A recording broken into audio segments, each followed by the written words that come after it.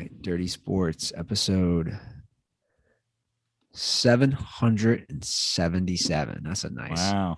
it's a nice round number that we got. All right, let's do it in 5, 4, 3. Welcome to the Dirty Sports Podcast. I am your host, Andy Ruther, coming to you live from Cincinnati, Ohio, with my co-host from Los Angeles, California, Joey No Chill Prano. Good evening, Andy. Oh, the evening shows are back. We say it every time, Joe, but it is a different energy and vibe when we're especially the live. Thursday shows. Yeah. You know, Sunday night, that's got a specific vibe. Wednesday before the Thursday, what would be a Thursday morning show, also a different vibe. But tonight, an even more different vibe, because I said to you before the show, this is one of the most busy shows I think we've ever had, as far as the star power, the discussions. I know, it's crazy, and I'm gonna dive right in. Like, you don't know, and it's weird because everything I've said would make you think otherwise. But I also need to announce that I am not vaccinated. I'm not vaccinated. Why would you think I was? Just because I said I was for months and months and months. What is going on with? Why is the world losing its mind? Honestly, I feel like sports right now is just it's just falling right in with everything. Used to be sports where like we just have sports, you know, all that's going on in the world. Baseball, Ray, baseball, you know, wars are fought and depression happens and blah blah blah, but baseball, Ray, baseball goes on. It's like now sports are just as insane as everything else. Well, drunk murders and unvaccinateds and Jesus. Well, I think obviously we're in a worldwide pandemic, and that's caused people to lose their minds. You know, I'm going to say this real quick, and I was saying this to somebody the other day. The pandemic has taught me, I guess I can't speak for other countries because I haven't been to another country, but I would say in America, and I probably other countries, like we can't handle this shit, I think, as humans. Like I'm saying, when I say we, all of us, including myself, I think we have shown how pathetic we are. I'm going to be harsh on us. And I was saying to somebody, I go, if you really think about it, obviously people are going to disagree on certain things, but at the end of the day,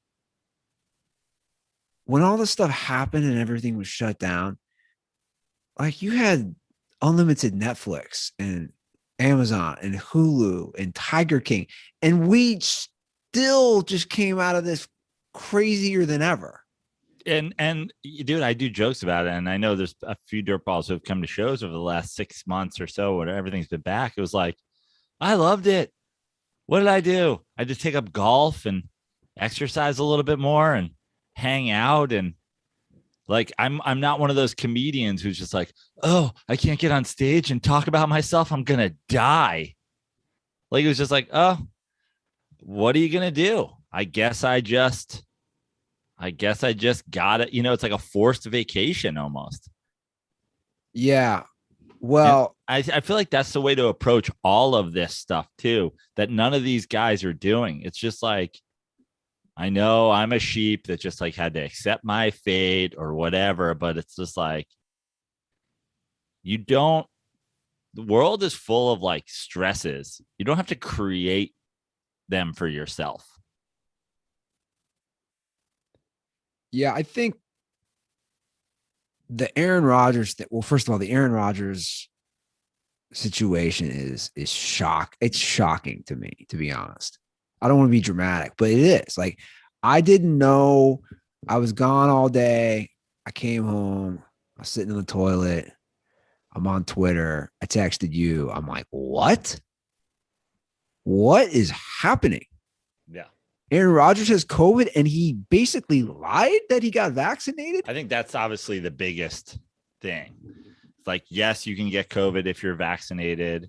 Sure. And whether he was vaccinated or he wasn't vaccinated, he's going to be fine. He's an athlete in his 30s. He's likely going to be fine no matter what his vaccination status is. But him going full Bill Clinton with the I didn't inhale and I did not have sexual relations with that woman with like I'm immunized and like he clearly went out of his way to lie. Well, I'll just read verbatim what you're talking about. Asked on August 26th if he was vaccinated, Rodgers told reporters, this is verbatim, yeah, I've been immunized. There's guys on the team that haven't been vaccinated. I think it's a personal decision. I'm not going to judge those guys. And here is the two things. So first of all, I have it here. Like the one thing about this is you read it, reading it is different than hearing it. So like he also replies, yeah, and then says the thing. So it's like, what's your stance on vaccinations? Yeah, I've been immunized. Like he says, you know what I mean? He asks if he's vaccinated. You can hear him answer, yeah. That's saying, yeah, I am immunized. And then it's like, only now does that seem like he said that on purpose. But he didn't ask. He asked you if you're vaccinated. You said, yeah. Here it is. I'll play it again. I pulled it up. This is quick 5 seconds. This is when asked directly if he had been vaccinated. On vaccinations. Yeah, I've been immunized. Play it again. Are you vaccinated and what's your stance on vaccinations? Yeah, I've been immunized. And then he goes on, when what's your stance? Like you said, he talks about players and personal decisions. And the other tweet that was Pro Football Talk said Aaron Rodgers is not vaccinated. In August, he created the clear impression that he is. Throughout the preseason, he repeatedly violated protocol by not wearing a mask on the sidelines when not in uniform, presumably to bolster his ruse. So he went out of the way to make it seem as though he was vaccinated. And again, he's going to be healthy. He's going to be fine. Not a big deal.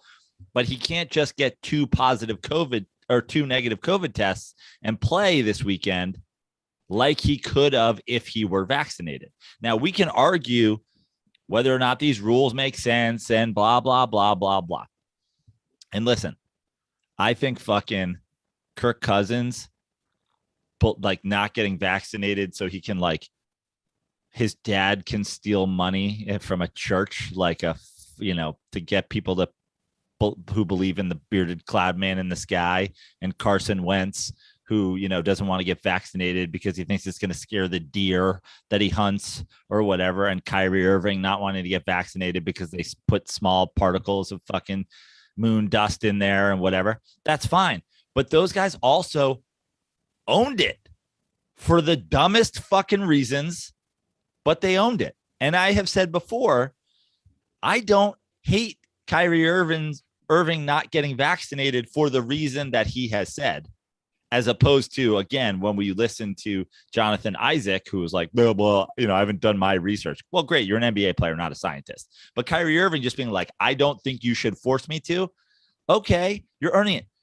Aaron Rodgers lying about it is a fucking dick move. So I was watching before the show Ian Rappaport on Pat McAfee's show today. And Ian Rappaport, an NFL reporter for the NFL Network, said the Packers have known for a very long time that Rodgers wasn't vaccinated. And he said Rodgers was following COVID-19 protocols for the unvaccinated. Again, I've seen other reports like you're saying that he wasn't at times. To be honest, I don't really care about those because, like you said, I think a lot of the protocols are ridiculous myself. But the point is it's not whether or not he's making people around him unsafe because he's unvaccinated. I don't care about any of that stuff.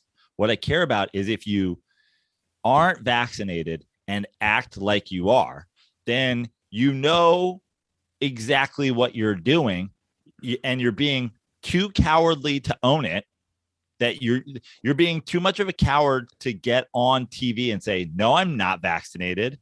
And I think that I should have that right to, because this isn't the NBA.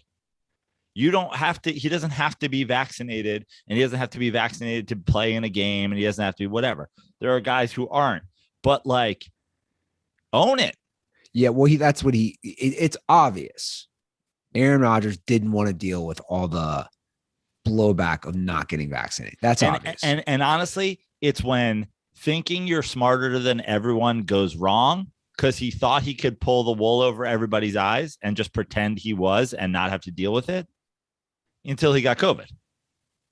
Yeah. And also, dude, you're going out to fucking Halloween parties and you're dressing up as John Wick and you're fucking blah, blah, blah. Like, we are still in a pandemic. Like you said, like, the chances of you getting it were decent if you just act as though it's not a thing. If you're not masking for the sole purpose of not seeming like you're not vaccinated, if you're just going about your life, like, I mean, again, he's going to be fine. And then, so my big problem with it is you're a coward because you're too afraid to stand up for what you believe in. You're lying to your teammates and just the public at large. And again, I got vaccinated to watch a sporting event, not play in it.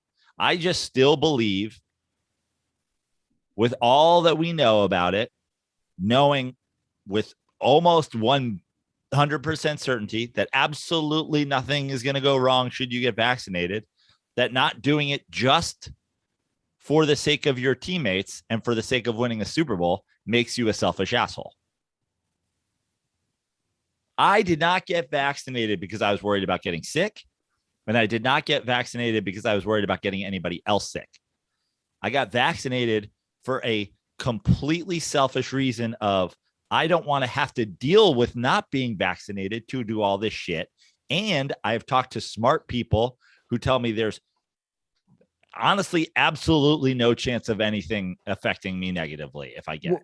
Well, look, things can happen, and that's the very 0.00 whatever percent. Like that's a whole other discussion of people who have had adverse side effects to the vaccine. But I don't really care about that, to be honest. All I care about is, here we are talking about this again, and here now the Packers coming off their best win of the season, huge. We look at us Monday. We were so happy about Aaron Rodgers, and I was saying on all this very show, I was saying I like him more and more. He's such a likable guy because he is. I've been an Aaron Rodgers stan for as long as Aaron Rodgers has been playing in the NFL. And I would argue, he was right up there, definitely top 3 MVP candidate. And now they have a huge game against Kansas City, who's obviously not playing that well, even though they won. Kansas City is fighting for their lives. And we don't get, as just a fan of the game that we both are, it just sucks. We don't get Mahomes, and they've never played together against each other, I don't think. Yeah. We don't get Mahomes Rodgers. It sucks that we don't get Mahomes Rodgers. And as football fans, if they lose this game, we like right now they are fighting for the number 1 seed. The number 1 seed. So you potentially lose this game. You potentially have to deal with all of this now. You have to deal with, did you lie? Why aren't you vaccinated? Blah, blah, blah. Like, my point, again, I go back to the thing.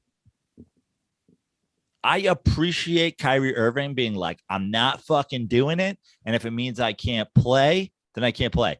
Now, do I think he's an idiot? Yeah. But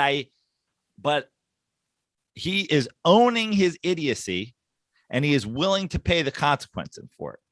Aaron Rodgers isn't doing that and doesn't make a decision. His decision is not what I am going to, you hear it all the time. I will do whatever it takes to win a championship. No, you won't.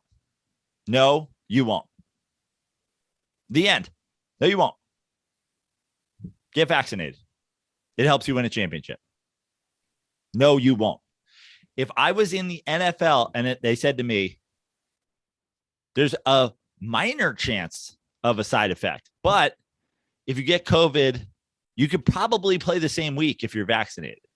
If you get COVID when you're unvaccinated, you absolutely can't play that week. I'd be like, well, this is stupid. There's only fucking 17 games. Of course I'm going to do it. Do anything to win a championship.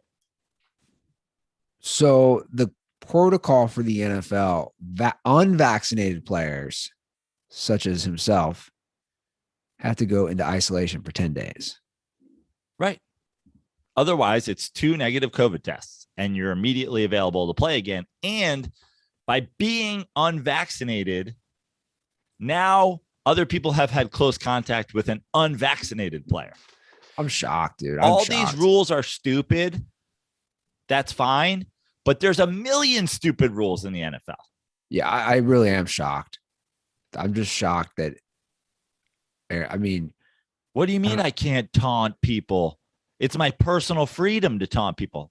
Dude, the taunting rule is stupid, but you can't do it. And if you do it every play for your own personal gain, you're affecting your team. It's the exact same thing. It is so stupid and so selfish that he did it and lied about it. Yeah, I'm real curious. My curiosity with how I haven't really read too much the reactions from the fans, because he is overwhelmingly a huge fan favorite. He does all the State Farm commercials. He was trying to become the next host of Jeopardy. He's a likable, charismatic, good-looking, amazing football player. Like, he has everything going for him. I'm curious how it's going to be now. Are people just going to turn on him? Is State Farm? I mean, I'm being serious when I say this. Is State Farm having a panic attack because they've already ordered God knows how many millions of commercials, millions of dollars worth of commercials to air? Listen, certainly questions that Aaron Rodgers agents are asking themselves right now. And listen, his State Farm commercials and all that, and he's dating an actress and the Jeopardy thing and whatever. What I like about Aaron Rodgers is he seems like a down-to-earth dude. Yeah. In his own kind of weird way. And he's a great quarterback. And to me, if they lose this game this week, it's hard not to blame him for it personally. Talk about a rough position for Jordan Love getting his first start with all these other questions. It's not because of an Aaron Rodgers injury. Now the Packers as a team and as a quarterback, he's going to have to put all that aside, go in to Kansas City. It's in Kansas City, correct? Mm-hmm. And win on the road. Isn't this the same thing as like Madison Bumgarner, like crashing a fucking dirt bike? Isn't this the same thing? Like, you chose to put yourself in this position. Yeah. Is it any worse? Like, would it be any worse if he had gone skiing this week and, sprained his wrist? Well, he definitely, obviously, he did. He made a deliberate decision. You just can't lie about it, man. I do agree. If you're not going to get vaccinated, fine. I don't care. That's your prerogative. You do it. Everyone has their own reasons. And then just own it. Yeah, I'm not going to debate that. Just own it, man. And you're a private person. You don't even talk to your family. So it's not like you don't like you basically give all the answers on the Pat McAfee show. Like, you're not opening up to reporters. You're not whatever. So it's like, cool. Like, first of all, I mean, I'm a little shocked because I know he's kind of a weird bird, but he's also like, it didn't seem like a science denier. And also a weird time to do it when it's just going to save you so much of a fucking headache. Yeah. And it was, and also for it to be important enough for him to do it knowing that he has to lie about it and acting as if he did do it. Sure. Yeah, it was going to come out. He thought he could hold it in. He thought he was above it. He thought, I'm Aaron Rodgers. I'm one of the best star quarterbacks that's ever played the game. I can hide this. This might come out years later. I don't care. I'm bigger than it. People unless, of course, you get COVID, which millions of people have gotten because you're vaccinated or not. Yeah. Because you're acting as if you are vaccinated and therefore not protecting yourself in other ways and going about like living life. Like here's the other thing is like, I have not taken this thing seriously as there are some people who have went overboard the whole time, and are following what people say. It's like, oh, you gotta bring in your groceries and wipe them down and then leave them outside your door for an hour while they fucking debacterialize. And you're like, dude, I'm not fucking stop touching your face altogether. I'm like, how does one even fucking do that? Like, don't do this, don't do that. It's like, bro, I've just been kind of carelessly wearing my mask, the bare minimum amount that I'm forced to. And I got vaccinated and I have not and I haven't gotten COVID. Doesn't seem that hard if you do the bare minimum. So he's unvaccinated and he's putting himself. He was at a Halloween party. Yeah. And he's in a locker room with 50, 75 dudes. And they're laying on top of him and breathing in his face. I'm just shocked he lied. And I am. There's no other way to put it. I can't believe that he would lie about it. Here's the thing, man, in life that I've learned. I'll give everybody a little Andy Ruther words of wisdom for what it's worth. You just got to be transparent with things. Like, I think I've always been pretty honest for the most part. And sometimes it's not easy, but it's going to come back around. Like, whatever it is, just be honest with yourself, be honest with everyone else. But some bad decisions. And I'd like to pivot, and obviously it's a lot more serious, but I want to pivot to the Henry Ruggs story, which by the way is a lot awful. More serious, but it's the same shit. It's awful. In essence, it's the same shit. It's making super selfish decisions when you just don't need to. Yeah. I mean, how many times have we talked about what? Why the fuck don't you have? I am closer to the poverty line than Henry Ruggs is to being a tens of millionaire. You know what I mean? That I still take Ubers places. What the fuck are you doing? And it just comes down to yo, you're fucking so stupid. He's just such a stupid person. Cool, you're good at football, but your IQ is probably in the 70s.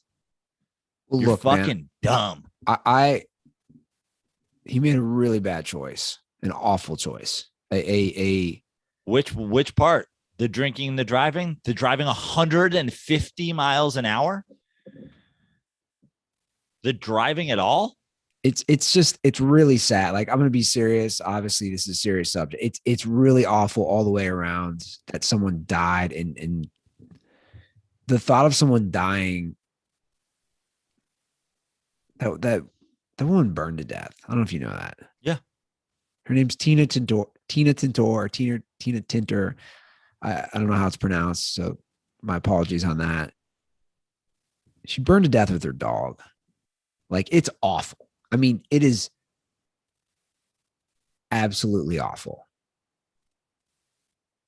And she was 23 years old, and I just don't know what he's thinking, like you said, to not get an Uber, not get a Lyft, not get something, man.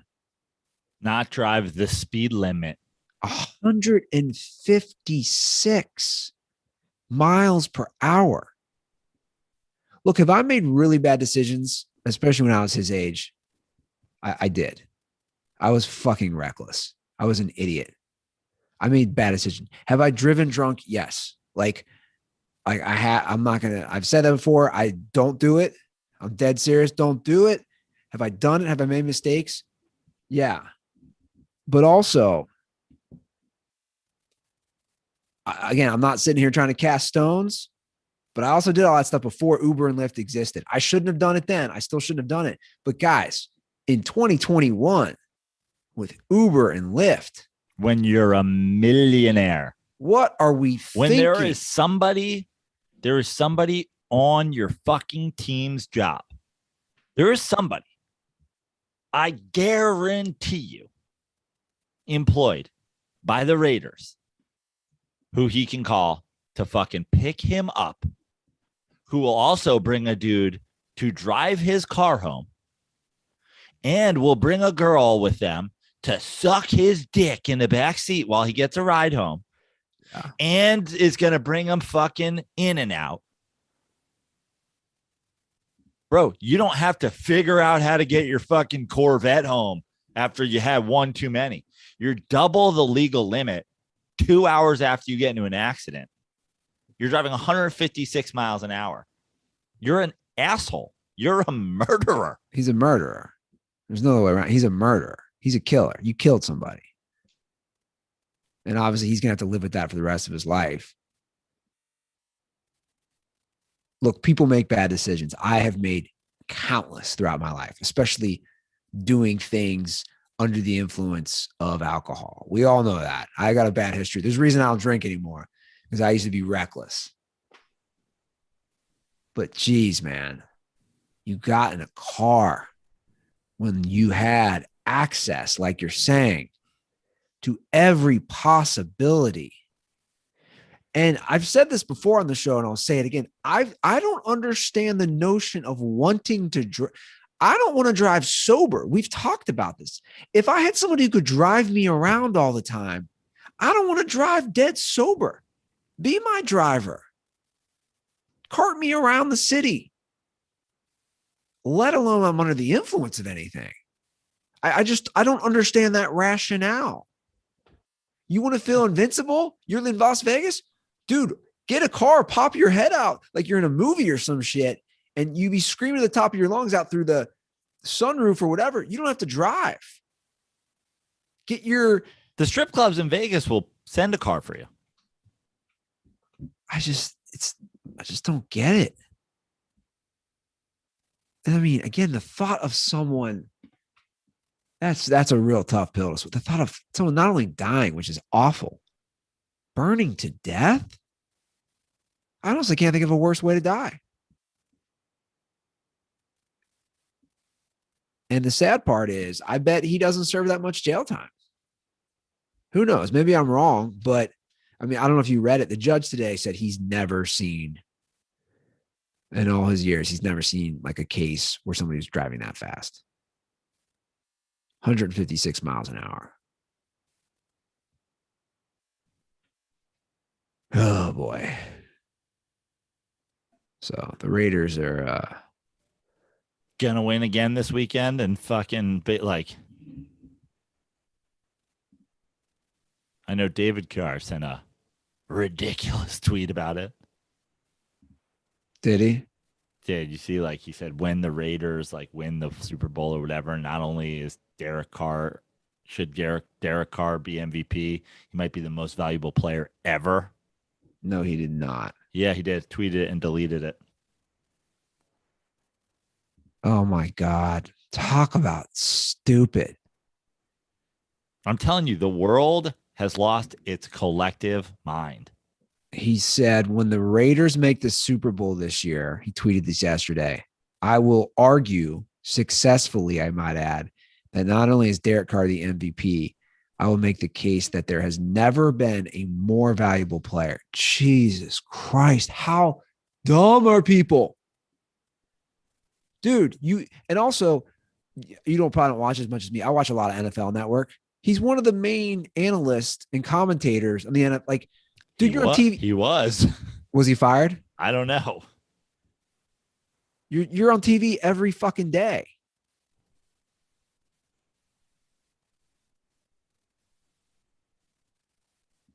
Dude, these phones are terrible, man. Like especially on social media. When you're thinking about sending out that tweet, don't do it. Just like when you're thinking about driving when you're drunk, don't do it. Have some clarity. Where's his homeboy, man? What like we've talked about this, but like, where's your crew? Who's the good influence in your life? There's got to be somebody with some rationale when this is going down. Why? I don't even. What are you talking about? Ruggs, or are you talking about Carr? Ruggs. I don't even think you need a guy with a conscience. I don't even think you need a guy who's. Why don't you just have a guy who's desperate for money? That you, like I've said, all these guys should have a guy. And also, I know the team provides them a guy. I know the team is like, we're in Vegas now.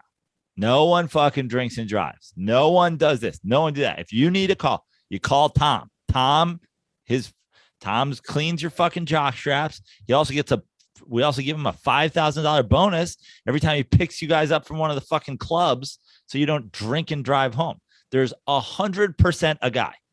Yeah, get your turtle. We've said this before on the show. Every star athlete, get yourself a turtle from Entourage. Get your driver.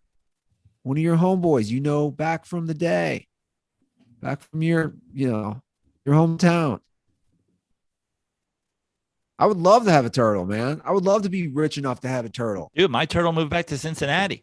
And fucking, like, I love to drive. I prefer to drive than to be a passenger.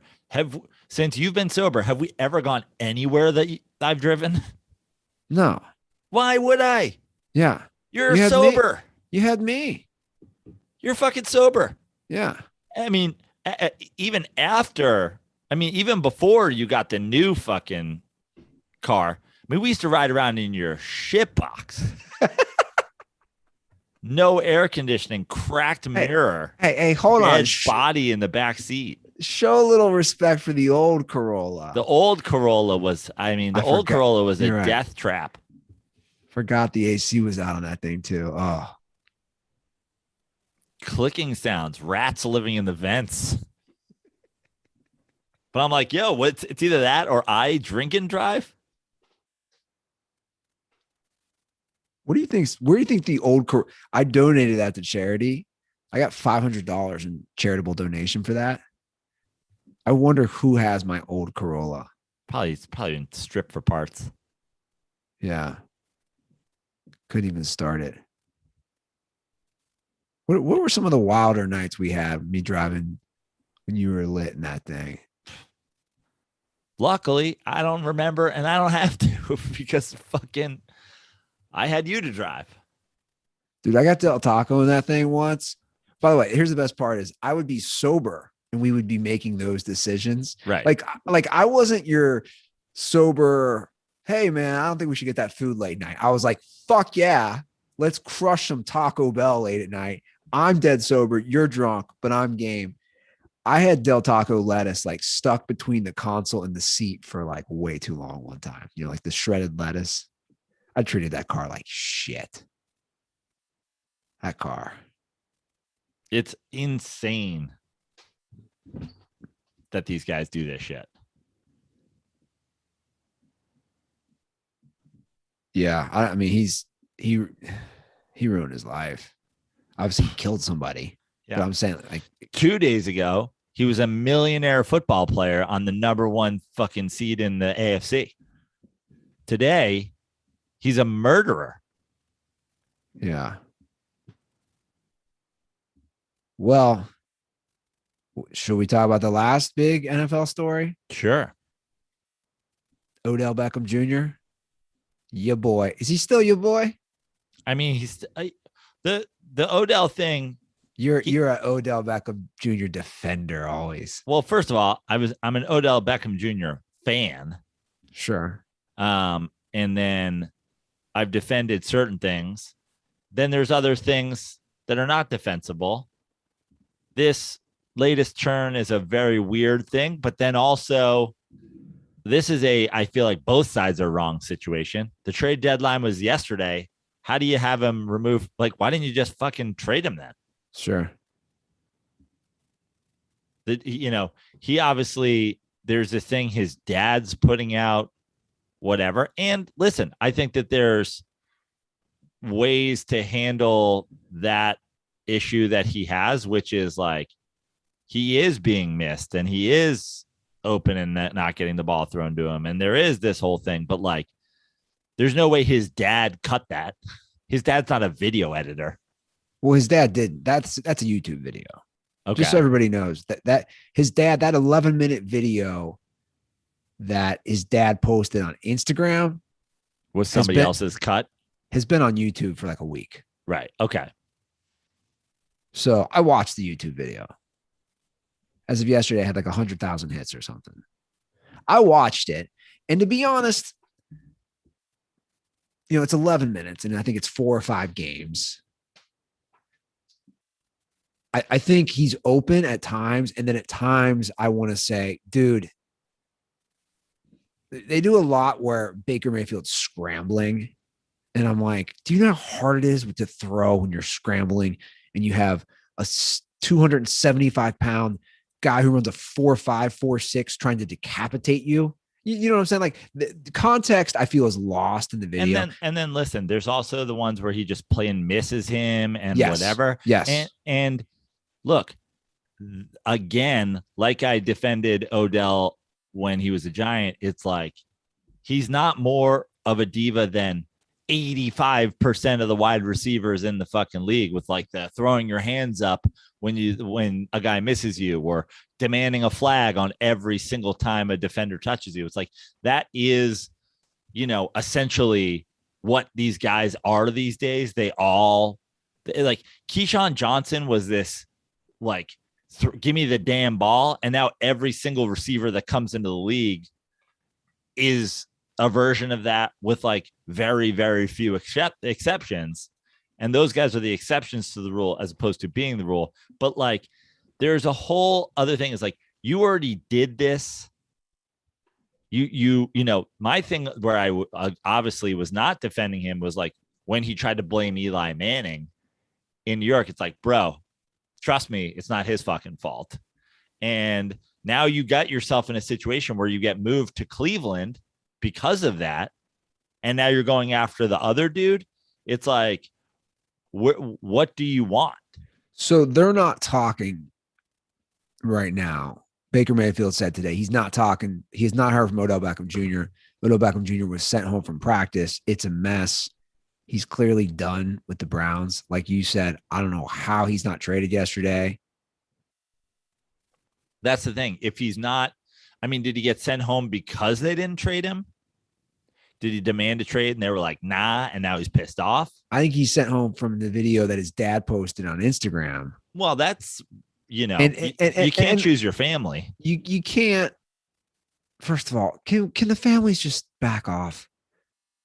Whether it's Patrick Mahomes or the dad. Look, I know the dad's protective of his son, but like, come on. Are you helping or hurting the situation? What are you doing? Right? Like now more than ever, these parents and these siblings and girlfriends and wives, just shut the fuck up. Can you just shut the fuck up and just stay, I know he's got your genes. I know he's got your DNA. Like you're clearly a great athlete too. And so is his wife. So is Odell's mom, right? Like he's got great genes. He's a next level freak athlete. But come on, man. Now, Odell could do damage control. I would argue he could reach out to Baker personally. Baker said he hasn't heard from him. He could do something. He clearly doesn't want to be on the team. I would argue this. And obviously, I've been critical of Odell. I've said right for the last few years, I don't think he makes the Browns any better. I don't want him on the team. I've said that. I'm on record saying that countless times. He's only played a full season twice in 8 years. That's a crazy stat right there. Twice meaning 16 games. Yeah, he's only played 16 games twice in 8 years in the league. In the last 5 seasons, so Giants and Browns, he's had 16 touchdowns, catches. So he's averaging 3 a year. Now, granted, he's missed a lot of time, but again, if you're not on the field, it's the same argument we use with quarterbacks. And what's the point? I mean, I think the problem with Odell really, like if you want to boil it down to like the very thing from the beginning to now, is there's no doubt about how good he is talent-wise. But you're a receiver. You're not a quarterback. You need the guys to throw you the ball. And honestly, part of it also is you need the coach to want to get you the ball. Yeah. Like, unfortunately, I think there's only like 4 or 5 coaches in the league. And it seems like it should be more than that. But unfortunately, I think it's only 4 or 5 guys in the league who have that wherewithal to be like, let me feed this guy a little bit. Let me feed this guy a little bit. Let me get this guy's touches and like keep everybody down. You see that with the Chiefs. They force guys the ball. They tried to force Kelsey the ball the other day and he fumbles it because he hadn't gotten open. And they're like, well, what if we run a screen for him? What if we run this little flare thing for him? What if we run whatever? And it's like, you know, I think there's 2 different situations.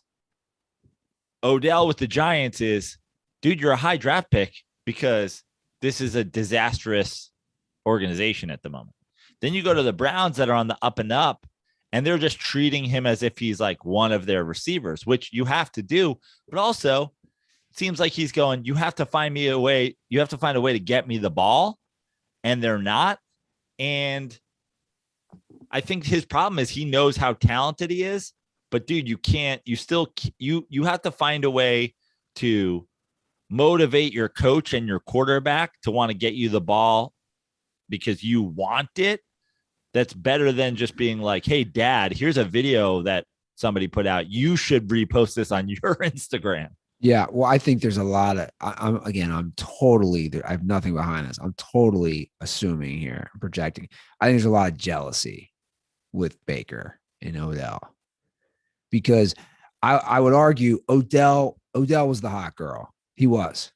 When he made that catch on Sunday Night Football against the Dallas Cowboys and he burst onto the scene and he was so electric and he'd take those slants and he would just take it to the house. I mean, you know, firsthand, you're a Giants fan. Dude was phenomenal. He was amazing to watch and he burst onto the scene. And then the second year they go 11-5 and they make the playoffs and they really elevated the level of play of where the Giants had been the previous few years.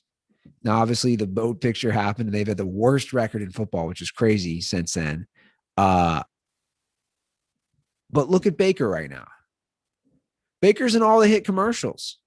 But, you know, I think. Is there a jealousy thing going on? Like, Baker's the guy doing the funny commercials that we all like. No, you know why? Because I don't think if you're, and maybe he's just not smart enough to realize this, but I don't think if you're Odell, like, if that's what your end game was, why are you ever forcing your way out of New York City? Sure. Odell was in all the commercials. He did the dirty dancing with Eli. He did the fucking thing. Dude, you were in New York. And then you got sent to Cleveland.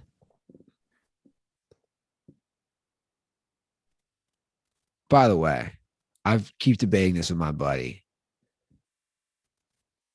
I think Baker Mayfield, I'm willing to say this, like the way he's played this year, I know he's injured, but if you look at Baker's 4-year, Baker's so hot and cold. He really is. If you look at his first 4 years in the NFL, I would argue Baker Mayfield is better at funny commercials than he is as a quarterback. I'm willing to say he's a funnier comedic actor. I think those commercials are hilarious. and the new ones they keep popping out. I think they're funny. I think they're well written. I think he's great in them.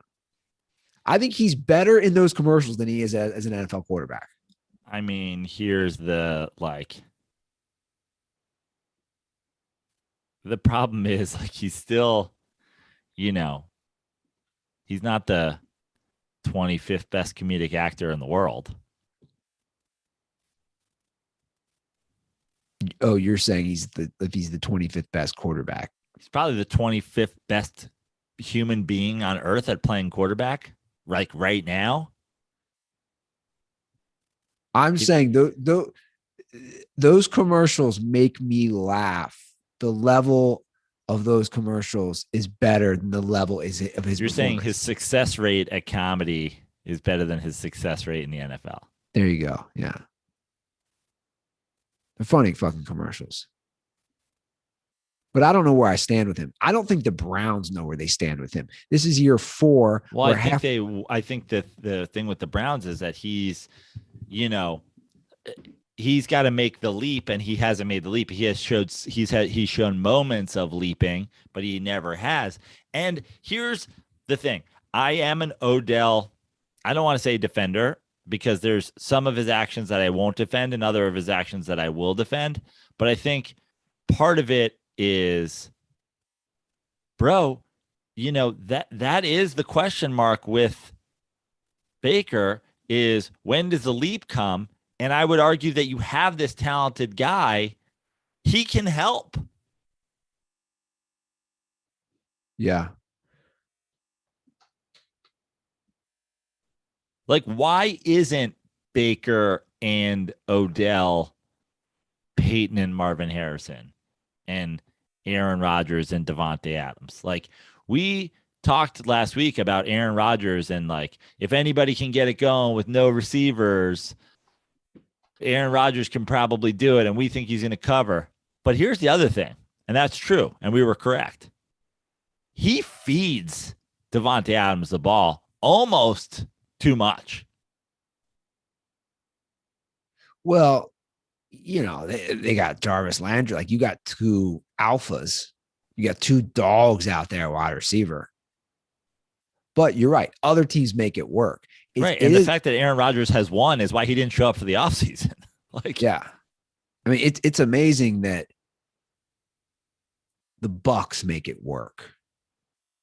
You got serious dogs out there. When you have a healthy Gronk, and then you got, Chris Godwin and Mike Evans and Antonio Brown. You're distributing the ball, all these guys. Just like you said, Kansas City. They're getting Kelsey the ball, Tyreek Hill, McCole Hardman. You're spreading that ball around, but you're also force feeding sometimes. I think these storylines create a fascinating week of football. My NFL boner for Sunday is already here. My boner, I get an NFL boner. Do you get an NFL boner? Yeah. Boner alert. My NFL boner will be full throttle on Sunday, because I'm curious how the Packers play, how the Raiders how can play, you not be? how the Browns play. I mean, the Packers thing. I mean, they draft Jordan, the drafting of Jordan Love is the beginning, is the match that lights a fire that almost takes down the Packers. And now all this that Aaron Rodgers, all the issues Aaron Rodgers had with them bringing in Jordan Love, he was never going to play. No. Now he's playing because of you, dude. I know. Dude, this playing is because of a decision you made. This is a Hollywood scripted storyline. It really is.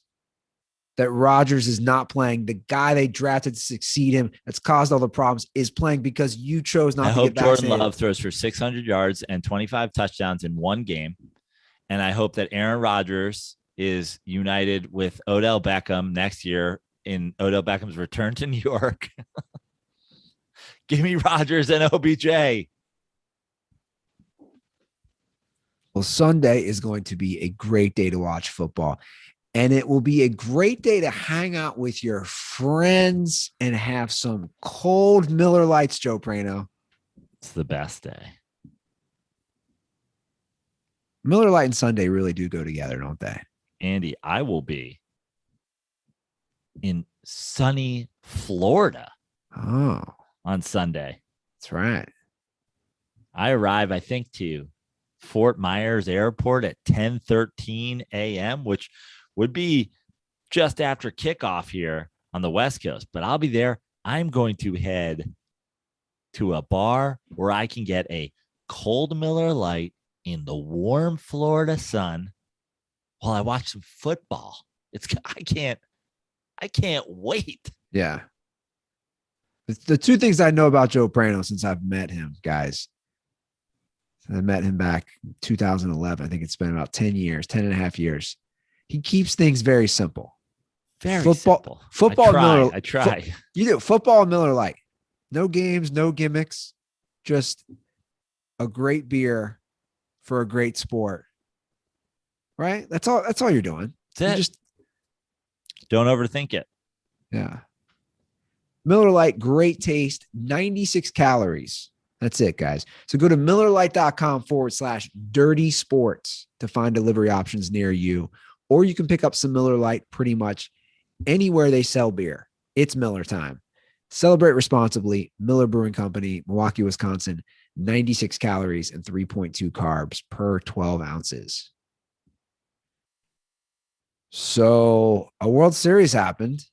Yeah. And the world's really gone to shit. The Braves are your 2021 World Series champs. Yeah. Yay, go Atlanta. And that's our World Series recap. I mean, it's painful for me. It's very difficult. It was a very difficult game to watch. But you have to applaud what Atlanta was able to do, especially with Acuna going out. They're a 500 ball club when I would say an arguably top 5 big leaguer goes down. They, at that time, really have a decision to make. Are they sellers or are they buyers at the deadline? They buy. All of those guys step up.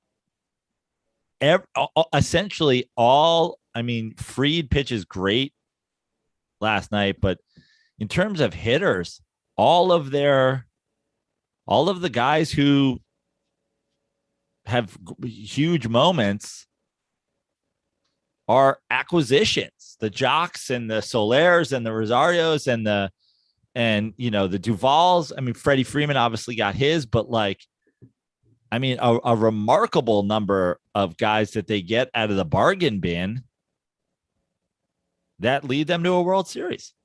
Yeah. Total team effort. They really came together,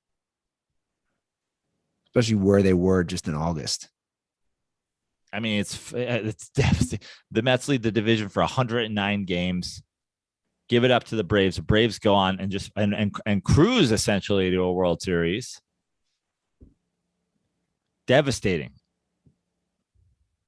And here we are again. Dusty Baker, always a bridesmaid, never a bride.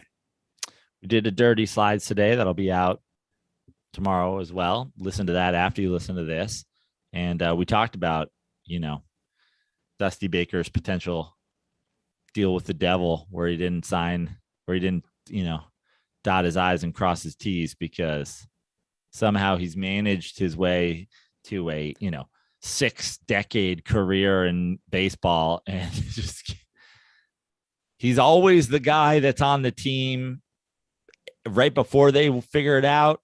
Now he's on the team right after like a World Series and a crazy thing. Like Dusty, you root for the guy, but I don't. Why not? After what he did to the Reds, it was the same thing. Reds sucked. They put together a team. They bring in Dusty. They make the playoffs a few years in a row. After he blew that 0-2 lead to lose 3 straight home games in 2012 off questionable managerial decisions against the Giants, you can't lose 3 in a row at home after you take the first 2 on the road. Look, I think he's a nice guy. I'm sure he's a nice guy. I shouldn't say I don't. I'm just saying, I think you're suspect.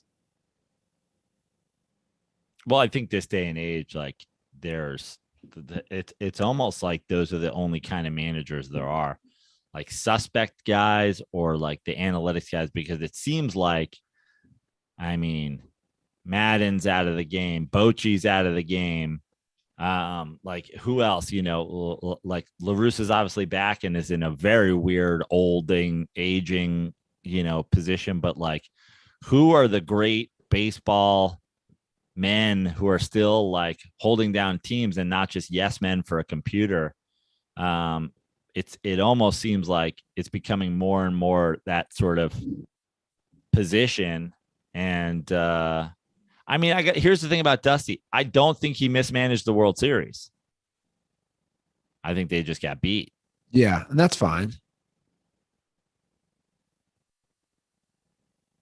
But he, I mean, Giants, Cubs, Reds, Astros, Nationals. Yep. He's led all of them to the playoffs. 3 World Series. Or 2 World Series appearances. Is that correct? Yeah. And Giants, he gets them there.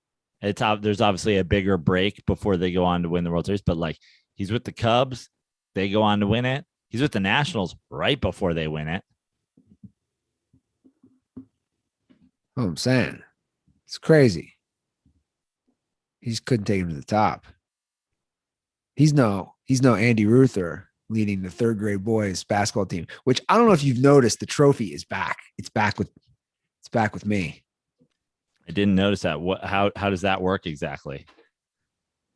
Well, it works. My buddy saw, I'm going to hold this up for the camera here, guys. I'm very proud of the 2020, 2021 GCCYS 3rd grade tournament first place, cheapest trophy they've ever made. Some have talked about the Lombardi trophy, but this trophy really puts that to shame. How it worked was my buddy saw it in a closet at the Immaculate Heart of Mary grade school and was like, my buddy who's the head coach, shout out to Scott. He's like, dude, what are we doing here with this? And they're like, well, we get so many trophies, it's K through 8. We can't have them all in a display case. So he took it and he gave it to me. Nice. And I might have slept with it a few times. I might have hugged it. It's weird. I might have cradled the joy of winning a 3rd grade tournament. Now we had our first practice. Now that I'm up to the 4th grade, so we're moving up. Now, did I bring it to yesterday's practice and I have 4 of the same 9 players back? Did I say I want a second one of these? And did I say, hey, you can only touch it if you were on the team last year? I might have. No, I didn't do that. I wanted to. I didn't bring it to the practice. But in case anyone cares, and I'm sure all you guys are sitting at the edge of your seat, the IHM 4th grade boys team, we started practice yesterday. We're going to try a repeat. We got a retooled roster. We're like a retooled Lakers team. We're trying to match some pieces around. We still got the 2 bigs, my buddy's boy, my nephew. We still got the Twin Towers. We did lose our star scorer from last year. He was taken first in the draft. So I'll keep you guys updated. I know people are really anticipating a fun season for the 4th grade IHM team. By the way, all spectators are welcome. So okay. If anybody wants to come support, last year COVID was different. Only 1 parent was allowed. All spectators are welcome. So you can look up our schedule. Actually, our schedule's not even out yet. Joe, this is what you're missing in Cincinnati, Ohio. I can see that. This is the important stuff that you're missing. Before we get to NFL, speaking of Cincinnati, Ohio, we gotta briefly discuss or make quick rants about the football playoff, the inaugural rankings, the disrespect. I tweeted a few things, and that's basically what I'm going to repeat. You and I have made clear stances on this show about college football. We don't have time for it. There's only so much time in the week. And also, it's a flawed system. It's an embarrassing system. It's a rigged system. It's an unfair system. Why would Joe and I want to support this and watch it and talk about it when it's arguably, I'll say this, the worst system in all of sports, college and professional, the worst system. I think at this point, Andy, obviously I've made my hatred of, college sports almost as a whole known. Certainly the NCAA, but college football, especially in the way that they, manage their postseason, is exceptionally ridiculous.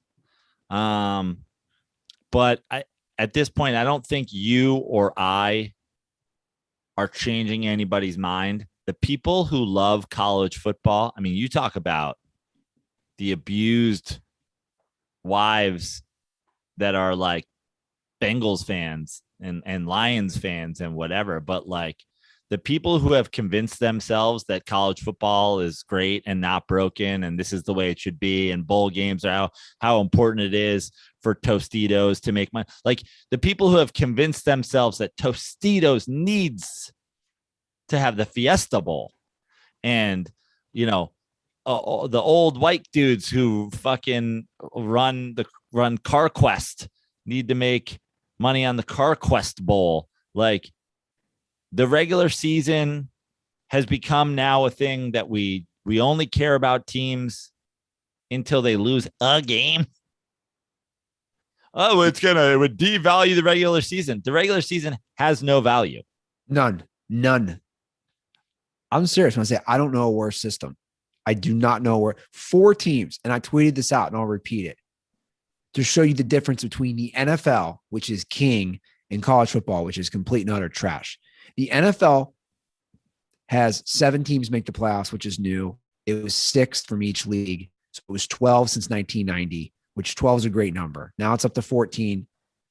3 NFL teams have won the Super Bowl since 2005, including your Giants, that have been a 5 or 6 seed. The current college football playoff system does not even allow more than 4 teams. So the Pittsburgh Steelers would not win that Super Bowl in Big Ben's first year. Jerome Bettis' last year. Bill Cowher doesn't have a Super Bowl if this is the college football. Aaron Rodgers doesn't have a Super Bowl. They were a 6 seed. They won all their games on the road. Eli does not have a second ring, and the Patriots' undefeated season probably stays intact. This is what that's all you need to know. If you like college football, you support the worst system. But here's what I'm saying is like I don't know what else to tell you. I just don't even think. I think it's landing on completely deaf ears. Shout out to our boy Logan Peterson, and I always appreciate it when somebody goes so far as to have our podcast be a part of their like online profile. Texans, Rockets, Astros. Hope we get a hockey team soon. Texas Longhorns. So honestly, it's tough go of it lately. Yeah. I mean, the Astros losing the World Series. The Rockets are destitute. The Texans had to Bill O'Brien for that whole time. Texas Longhorns, Barstool and Dirty Sports podcast, #DirtBall fam. I appreciate that. But he also replied to you, bowl games are more fun than the NFL playoffs, except the Super Bowl, though. Is he trolling me? And I'm like, is he trolling me?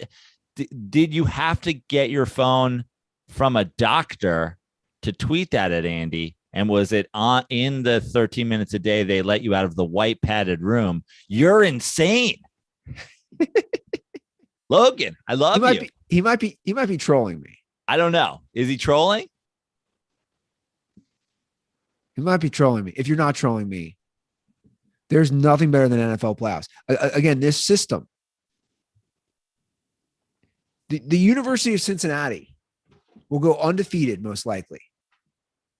And they will have, and they dominated. And look, say what you want, how good Notre Dame is, whatever. They still dominated at Notre Dame. They were winning that whole game up by 2 touchdowns most of that game on the road. It's not easy. What else can a team like Cincinnati do? And obviously I'm biased because they're in the top 4, aren't they? No. They're 6th. What? Who's the top 4 in the college football playoff rankings? Georgia. Their number. Here's what's Michigan so crazy. State, Cincinnati, Alabama. It goes Georgia, Alabama, who's at a loss. I know the SEC obviously is very tough. Michigan State, who's number 3, and Oregon is number 4, who has a loss. Cincinnati's 6th, but Cincinnati's 2nd in the AP. Cincinnati's been 2nd in the AP for weeks. Right. The college football playoff system is decided. Honestly, I thought it was ridiculous thinking. Listen, I thought it was Georgia, Alabama, Michigan State, Cincinnati. And then that's ridiculous because you have an Oregon team who's got 1 loss. You have an Alabama team who's got 1 loss. It's like you're in major conferences. You got 1 loss. This is where we always get into this situation where this team has an argument of being in over another team. I'm not saying Oregon's better than Alabama. I don't give a shit. Yes. But I'm just saying we always get to this because you do this 4 team. You always have a cutoff. Like the idea that if you just went bigger, if you went 8, if you went 12, if you went 16, preferably, you'd be worried about which 2-loss team just jumping in. And then it's like, you know what? It doesn't fucking matter because that 2-loss team ain't winning at all. Yeah. Well, when they could, right? Upsets happen. But Ohio State's 5th. They have a loss. Cincinnati's 6th. Ohio State lost to Oregon. Oklahoma, who has struggled this year, but they're also undefeated, is 8th. According to they're undefeated in a big conference and they're 8th. Yeah. It's so stupid. Wake Forest is 9th. I saw a great tweet about that. Wake Forest is undefeated in the ACC. Obviously, the ACC is not the best, but somebody made a great tweet. If you just switch the names, and this is 100% accurate, if you switch that Wake Forest name with Clemson, if Clemson was 8-0 and undefeated in the ACC, they're in the top 4. Yeah, they are. Look, because of history. And that's the problem with this. This is all subjective. These are people making decisions. Think about this. The college football playoffs are decided by humans. They're not decided by play on the field. I'm sorry, but I can't meet your passion for this one. We've done it too many times. It's so stupid. We're done. I put a post. I asked people to vote on us never talking about college sports anymore, and I stand by it. You're done. We're done. That's all I'll say. If we have plenty of stuff to discuss. We don't have to discuss the most broken professional or amateur sports ranking system that there ever was. And it's dumb. It doesn't matter. And honestly, I don't care. And for the record, it doesn't mean I'm not going to go to college games. You know, if my buddy says, hey, he's got season tickets. Come to another. You're going to 2 Bengals games. Come to another. It doesn't mean I wouldn't go to an Ohio State game with my little brother. All it means for me is I don't really care about this quote unquote, let's do air quotes, playoffs. That's all it means because it's an unfair system. I know with the NFL, which is king for a reason, that 14 teams will get in and there's not going to be a boardroom member like it's a shitty version of The Apprentice with Donald Trump. I on Saturdays, and listen, I know Saturdays are for the boys or whatever, but listen, I've said for, the better part of the last 10 years, I just can't do as much as me hating the college system as anything. I just can't do both weekend days devoted to football. But as this playoff system, we went from the computer, the BCS computer to the fucking it's like they've never once gotten it right. They went to 2. They went to we're gonna have a championship. They went to 2. They started the playoffs with 2 teams. It's not a playoff. Yeah, it's just a championship. And just so many bad decisions on top of the fact that I already have an excuse because I don't have a team and I don't care. Then you compound that with bad decision on top of bad decision. And I'm now at the point with college football where when I go on Twitter on Saturday and I see people actually talking about it, I feel bad for them. I'm just like, what? Listen, I waste my life with a lot of dumb shit, but I don't waste my life with this. This is where I absolutely fucking draw the line. I'd rather go fucking spend, I'd rather go fucking hit $20 worth of golf balls into a fucking lake on a Saturday afternoon than devote any time to giving a shit about Michigan State. Well, again, it doesn't mean that I won't watch games sometimes or attend them. It just means that personally, I can't get too vested. Like I'm vested in the NFL, right? It's a fair system. I'm vested in every. Yeah. What's up? You're invested. Yeah, I'm invested. That's what I want to say. You know me. I always fuck it up. But you could have a vested interest in something as well. Yeah. Like I have a legit interest, an emotional connection to most of these playoff systems. I can't with this because it's absurd. And on that note, let's talk about the big boys, the real guys, the NFL. Can we get to our picks? Let's do it. Can we do our week 9 picks? We're halfway here. It's amazing. Can't believe it. We're halfway after this week. We got an interesting, tough week for you, by the way, last week. Oh, epically tough for a number of reasons. But did you get all 4? Is that what happened? I did. So I have a 9-point lead heading into week 9. And essentially, there's just no chance of you losing, right? There's always a chance. Oh, man. It was literally, I think it was last year or 2 years ago. I think it was 2 years ago where I finally, you went 2 weeks where you wouldn't say it. And I finally broke you down. And when you did is when the slip fell. I don't know if I've had a lead this big ever. Yeah. You can't blow a lead this big. Just say it. You could never blow a lead this big. Well, 9 weeks. Anything is possible. I mean, especially tough is that Monday night game. Oh my God. It was a tough one for a Giants fan and for someone who picked against this team. We'll see. I'll start it off this week. The non-face mask call, the stupid taunting call. Like, God, it's like, do the Chiefs need help at home to beat the lowly New York Football Giants? I don't know what's going on with Kansas City. And that was, that offsides, man, that was a great interception.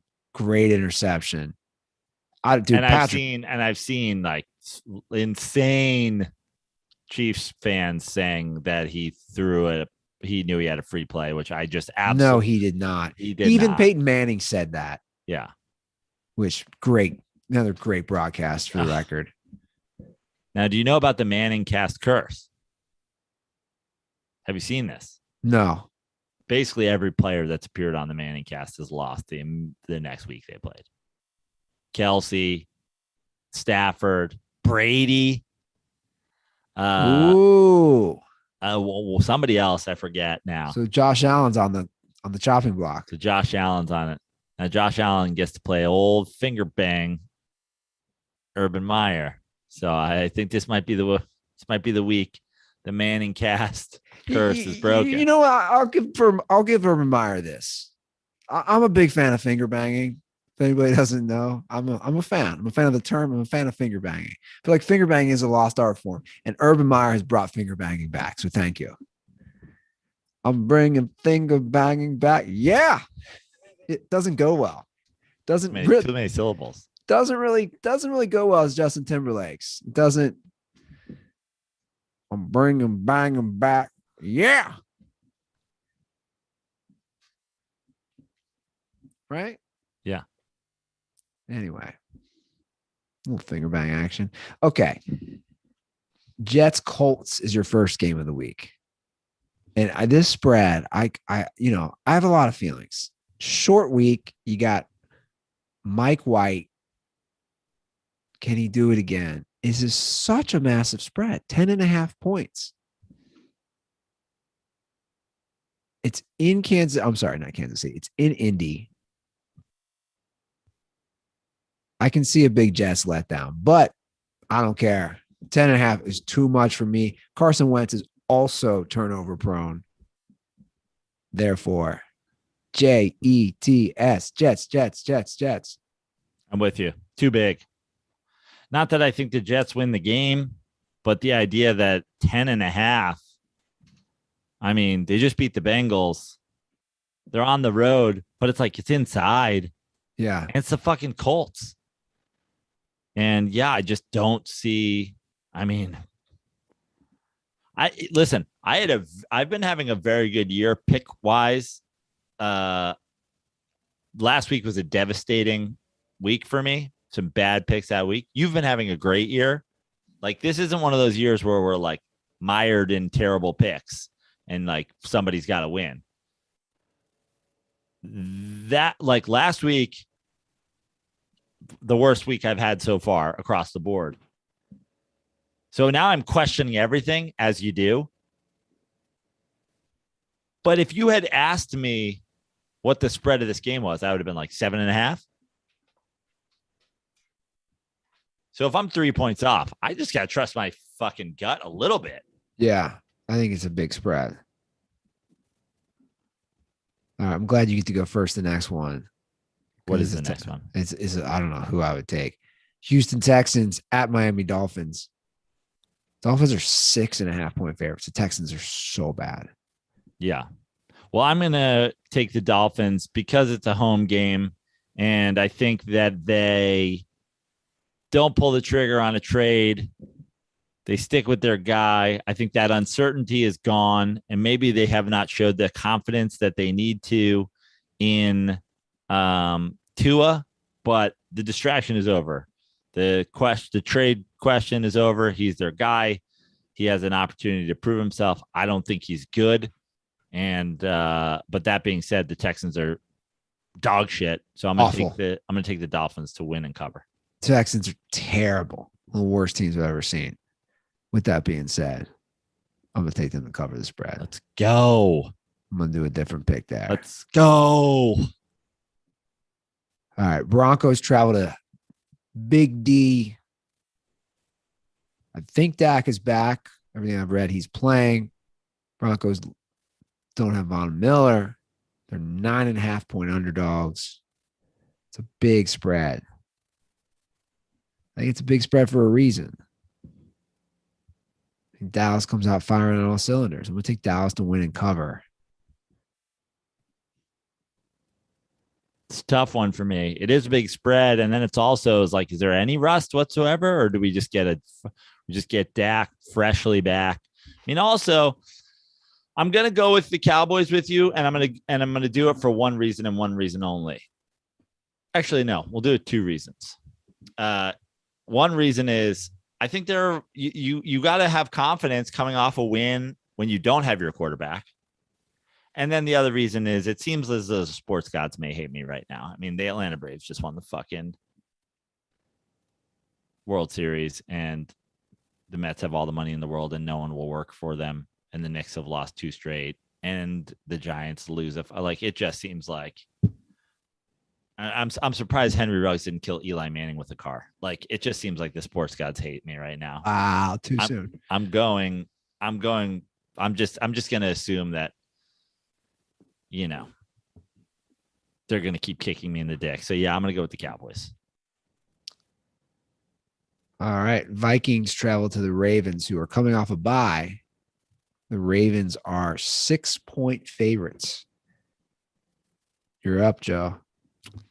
On the road in Baltimore after a bye and Kirk Cousins, I'm going to take the Ravens to cover.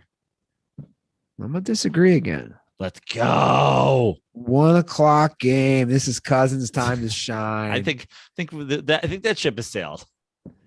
1 o'clock Sunday afternoon, non-prime time game. The Vikings keep it close. The Vikings cover.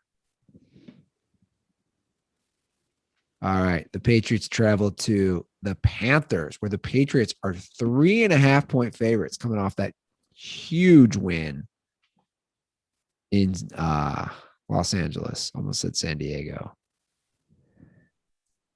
It's a tough one, but I'm going to go with Patriots to win and cover. Yeah. How can you like the Panthers right now? Yeah. I think defensively, they going to be way too much for Sam Darnold to handle. All right, let's just keep moving right along. You're up. The Buffalo Bills, we alluded to earlier, travel to Jacksonville. where they face Fingerbang McGee, Urban Meyer. The Bills are 14.5-point faves. I've been scared off of a few big Bills lines this year, and it hasn't paid off for me. I hope this isn't the one where it turns around and bites me in the ass. I don't believe in the Manning cast curse. I believe if there's a guy who can break the Manning cast curse, that it is a guy who attended Manning passing camp, and that is one Josh Allen. It's at Jaguars, but it's like, does that matter at all? I think if the Bills want this, if the Bills want the credit for being this great team, and Josh Allen wants this MVP talk, which I didn't give him last week, then you better beat the shit out of the bad teams. I'm going to take the Bills. Such a big spread. We've had so many big spreads this year. I'm going to take the Jags. I'm going to keep riding these dogs. I feel like I've ridden the big spread dogs more than you, and it's hurt me. Yeah, you have. I've been riding the favorites, and it's worked out for the most part for me, but I'm flipping the script this week. Okay. All right. Battle of Ohio will be here in my hometown. The Bengals host the Cleveland Browns. Bengals are 2.5-point faves. So Vegas is giving the Browns a 0.5-point favorite on a neutral site.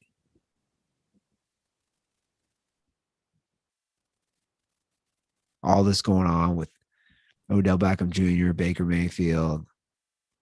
Bengals coming off a tough loss. Ooh, how is either team going to react? I'm going to go Browns win and cover. Browns win and cover. And they're 2.5-point underdogs. And you think they win the game outright? I do. I'm with you. It's tough with the. Look at you, always trying to like prod a little. Well, specifically in this because I wanted to steal a couple of the last. You start out of the last 4 shows with like burning Bengals jerseys in effigy, and then we get to the fucking picks, and then you take the Bengals. And now I think that, now Andy's going to keep riding his Bengals train. I'm going to have an opportunity to go with the Browns, and you flip it on me. And I'm not doing what I've been doing lately and being like, well, if you do that, then I'm going to do this. I'm just going to be like, I think you're right. I think listen, my thing is, and I was the one that was poking you and prodding you about the Bengals, is I loved the Bengals game against the Packers. They showed me something in that game. But all of that and more wiped out when you let the Jets shove it up your ass. So I am now fully off the Bengals train. And I think the Browns at least cover. Yeah, well, I do. I think they at least cover. And I think we saw a lot of cracks last week in that line. And the Browns, offensively, they're struggling. Defensively, they're still great. They're a really good defense. And I think that's the difference in the game. And I think it's going to be a fairly low scoring game. But if the Browns win this, then the Browns and the Bengals are 5-4. And then the Bengals are suddenly in panic. Do we make the playoffs mode? Which I'll enjoy. Okay, the Falcons travel to the Saints. The Saints are 6-point favorites. You're first in this one. No. Who's playing quarterback for the Saints? I'm assuming Trevor Siemian, right? Or Taysom Hill? It's unbelievable. Dude, I don't know how many years I'm going to fucking do this. Like, how many times have I been burned by the Falcons? Just let's get it over with. At least make my quick. I'm going to take the Falcons. It's going to make my quick burning hurt that much more. Yeah, give me the Falcons. Fuck it. Well, I'm just giving a game up here. No, you're not, because I was going to take the Falcons. Yeah, well, I still give a game up if you take the Falcons and I take the Saints and the Saints fucking win. Because I don't know this QB situation, and I don't trust it at all. It worked out, obviously, one game. It was also at home. I think this one's at home too. You're right. But I like the the Falcons to cover. Division game 6 is a lot. And I'm sure you're right. The Falcons will burn us. Okay. I'm up on this one. The Raiders travel to New York. Wow, it's a tough West to East Coast. Raiders are 3-point favorites. Again, more drama outside the field. Tough loss for your Giants. Can the Raiders bounce back again? Coming off a bye. Oh boy, I don't know, man. I just think to me this is different. It's of course it's different. We're talking about a coach getting fired or someone dying. A guy on your team killed somebody. That's I'm gonna go with the Giants. I just think I don't know. I feel like it's too much to overcome. My Giants team. I don't like that pick, by the way. My Giants team, it's like, I know you are your record, but goddamn, like if they're not 5 plays away from being fucking, 4 and whatever, like it's 5-2, like it's insane. And it just feels like no matter what, 2.5. What is it? 3. I'm going to take the Raiders. And the Giants will probably fucking win the game. Now, when they don't need to win the fucking game. Winning this game after you winning a Chiefs game, whoa, that would have been fucking interesting. Maybe also don't piss away a game to the Falcons and lose a game to the fucking Washington football team on a bogus call. It's like, it's so frustrating being a Giants fan right now because you really don't know, like, you just don't know what to make of, like, what is the future of this football team? Every single player is hurt again. The offensive line, like, the defense plays fine against the Chiefs, gets bend but don't break. They get some fucking turnovers. You're like, there's absolutely no aspect of this team, though, that I have any confidence in whatsoever. Yeah. From the coaching to the offense to the offensive line, all the skill position players are hurt. Quarterback playing under fucking duress. The defense shows up one week. They don't show up another week. Joe Judge doesn't know how headsets work. Yeah, they're. I mean, I'm taking a chance going with them back-to-back weeks. They worked out last week, which means I think they won't this week. That's why I don't like that pick, but I'll stick with it. All right, the Chargers also travel west to east. They play the Eagles. Chargers are 2.5-point favorites. You're up first in this one. Fuck the Eagles. I'll take the Chargers. Yeah, me too. That's an easy one for me.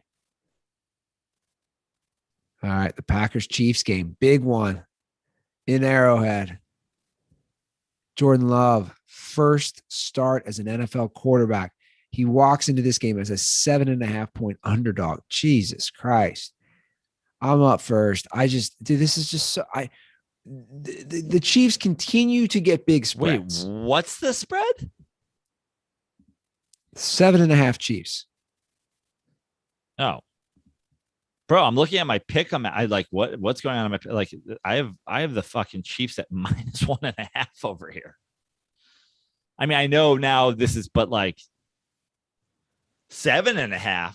Okay, let's go. So your pick 'em was before the Aaron Rodgers thing, obviously, but This you is would think current. that they would adjust this. But 7.5. I mean, I'm going I'm going Packers. I'm going Packers too. Like I don't. 7.5. How are I can tell you one thing: the fucking Jordan Love is unknown, is a total unknown, and this isn't me propping up Danny Dimes or shitting on Danny Dimes or whatever. Like, let's just say Jordan Love is 75% of Daniel Jones. Every other aspect of his team is better. And the Chiefs looked like absolute dog shit. Chiefs are not good right now. Patrick Mahomes he looks scared. I honestly think he looks rattled when he's out there. He is not looking good. He's become a check down king. Yeah. Oh, I mean, that's crazy. I had the Chiefs. I have the Chiefs, and I have the Chiefs -1 here, but 1.5, but Yeah. 7. It's crazy. So yeah, we'll both take the Packers. All right. The Cardinals travel to San Francisco. Their Cardinals are 1-point favorite. I think you're up first. What? So let me just say this. I'm taking the Cardinals, and I feel like I'm going to be wrong because, like, what's the catch here? I don't know either because I'm taking the Cardinals as well. What's the catch? Why? I mean, I know it's in San Francisco and I know it's a division game, but like, what's the catch? Like 1 point? Some injury we don't know about. Yeah, I'm going to go with the Cardinals. Yeah, we both will. All right. Sunday Night Football. Titans come to LA to take on the Rams. No Derrick Henry, but they got Adrian Peterson. Guy just won't leave. He's going to play for every team. Rams are 7.5-point favorites. You know what? Here's the thing, man. And they've been good to me. I keep taking them and they keep covering. The Tennessee Titans, even when they fall down early, like they did last week against Indy, they fell down 14-0. They just find ways. And Vrabel's a great coach in that regard.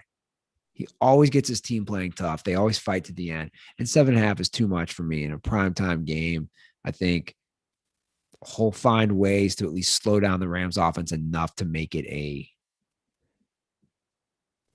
game where it's not a big blowout. I'm going to go with the Titans. I'm going to go with the Rams. I think that the Titans are the one NFL team that can actually play the old-fashioned, it's not that old-fashioned, but 10-year-old and plus fashioned idea of we're going to play keep away, grind you down, have Derrick Henry. I mean, the Derrick Henry second half stats are like bananas. It's insane. It's bananas that, like, you know, that teams know about this and they let it happen and there's nothing that they can do to stop it.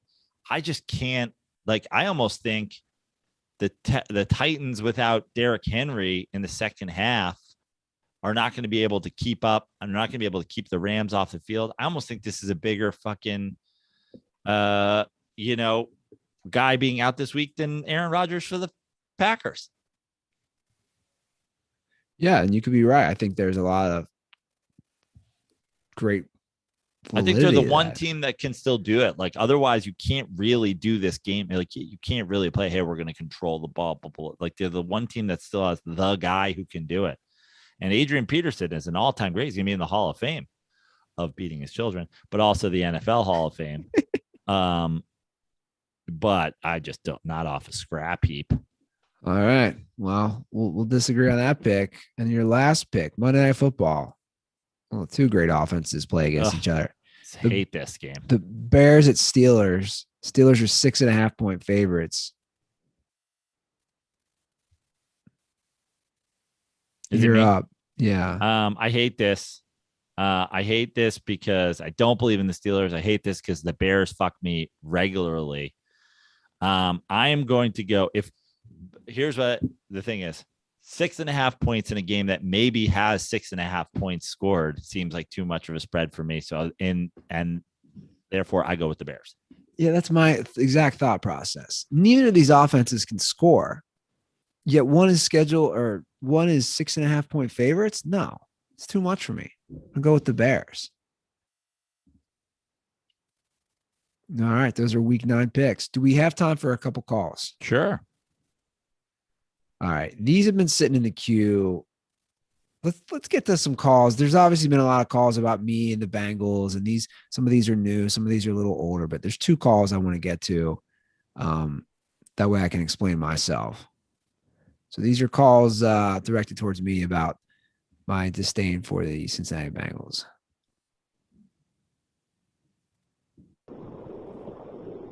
This is Drew. Just want to talk about the Bengals and your obvious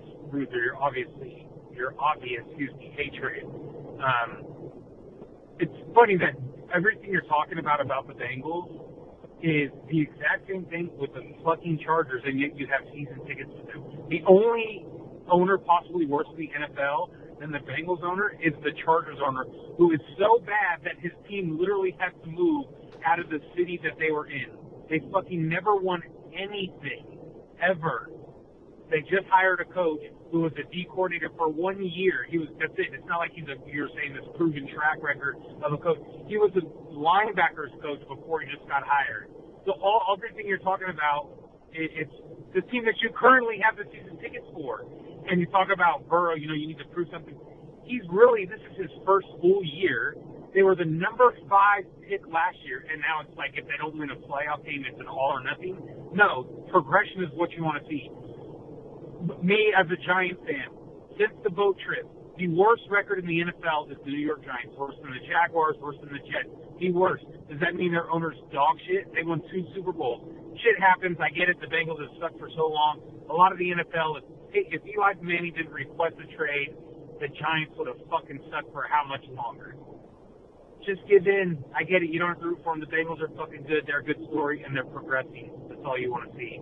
Later. All right, dude, you're coming at me with opinion. I'm just gonna come back to you with facts because that's all I'm trying to do at this point. You're factually incorrect.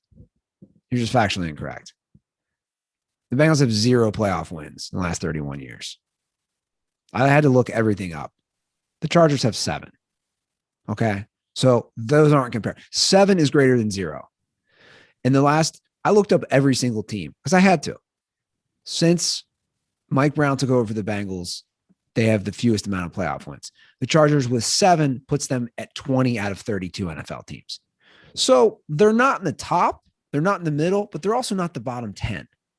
So there's 7 playoff wins in the last 31 years, puts them towards the bottom, but not the worst. So I don't like that. They've been to a Super Bowl in the last 30 years. They've had 3 Hall of Fame players off the top of my head: LaDainian Tomlinson, Phillip Rivers, Antonio Gates. They're all going to be in the Hall of Fame. The ownership is bad for the Chargers. It's not Cincinnati Bengals bad. It's just not.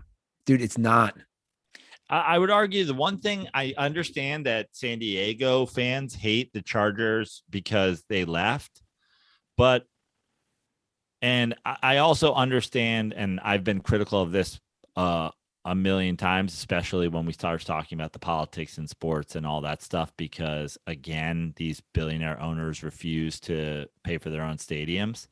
But he essentially left San Diego because they wouldn't vote to raise a fucking tourist tax that would in essence pay for new facilities.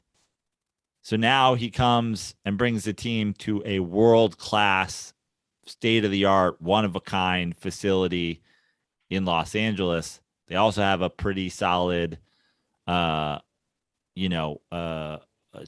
thing down. I think it's in Costa Mesa or something like that. So you're talking about, and I understand they don't need an indoor facility because they are in Southern California and whatever, but the argument of the Cincinnati Bengals won't give their players bottled water, and this guy's leaving because he doesn't want to play in fucking Qualcomm anymore.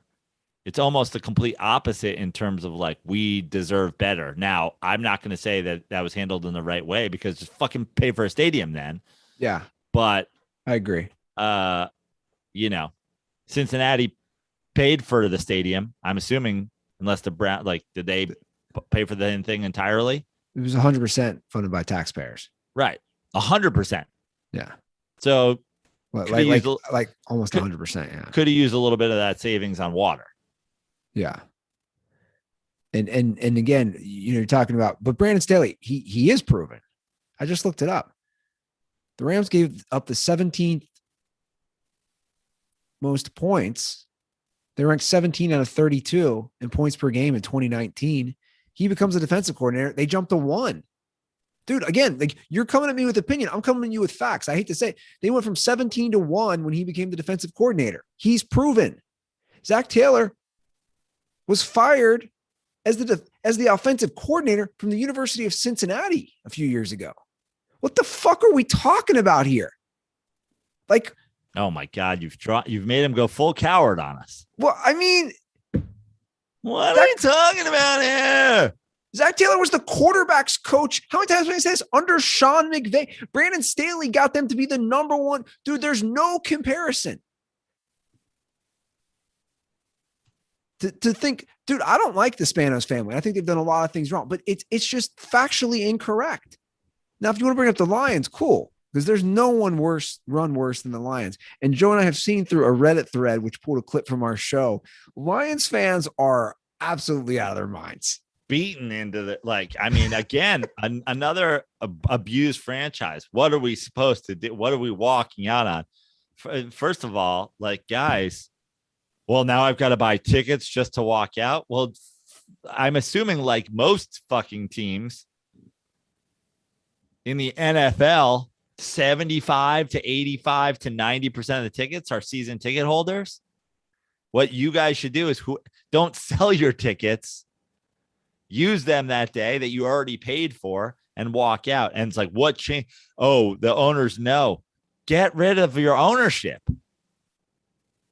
The owners of the Lions have been the owners since 1964. You've been fucking terrible the whole time. The whole time. This is what your problem. Your problem is the ownership. Oh, we should do. Maybe don't let those people make the decisions on who to hire next. Yeah. Get control away from your team. And that's the whole entire point of a walkout is, hey, we're not going to come back anymore. Good luck fucking making money on fans. We're not coming. Yeah. Sell the team. Although with the new TV deals, it really doesn't even matter. That's what's so crazy about the situation with the NFL. Not a single fan could show up and they're still making hundreds of millions of dollars. Yeah, okay, but don't games get blacked out still and all that stuff? Don't we still do that? I think they got rid of that. If 5-10% of the fans are there? No. I don't know. I think they got rid of that. Okay, and then one more Bengals call. Again, I think this was played after they beat the Ravens, but we'll see.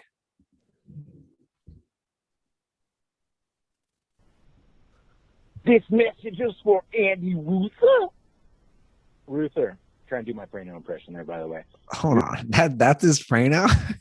That's his Prano? What do you think of that Prano? That's worse than Maddie, who made me it's like, yeah, all right, let's hear this call. Ruther, I'm trying to help you here, man. I just want to give you a heads up.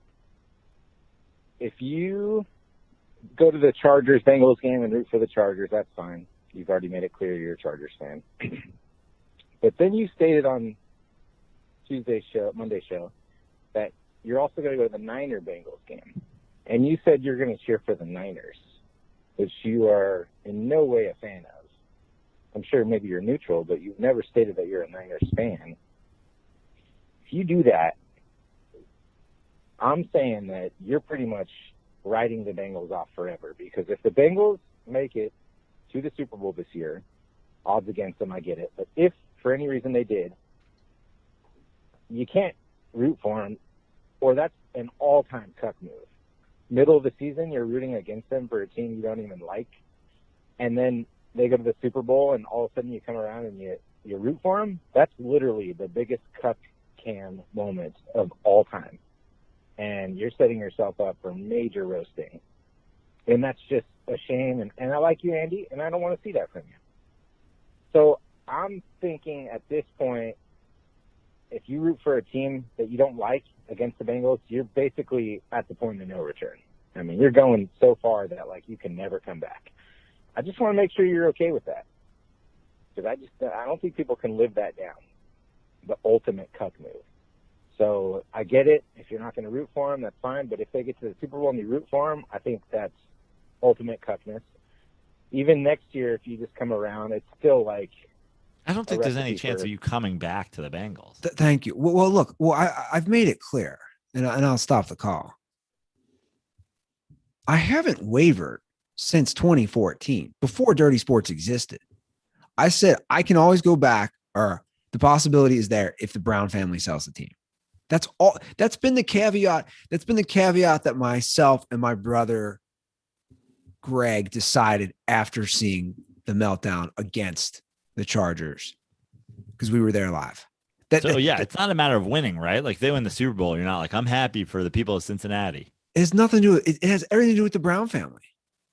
Now, going to root for the 49, like you should just that was trolling. That was me joking. Right. Especially since you root for the other 3 teams in the division.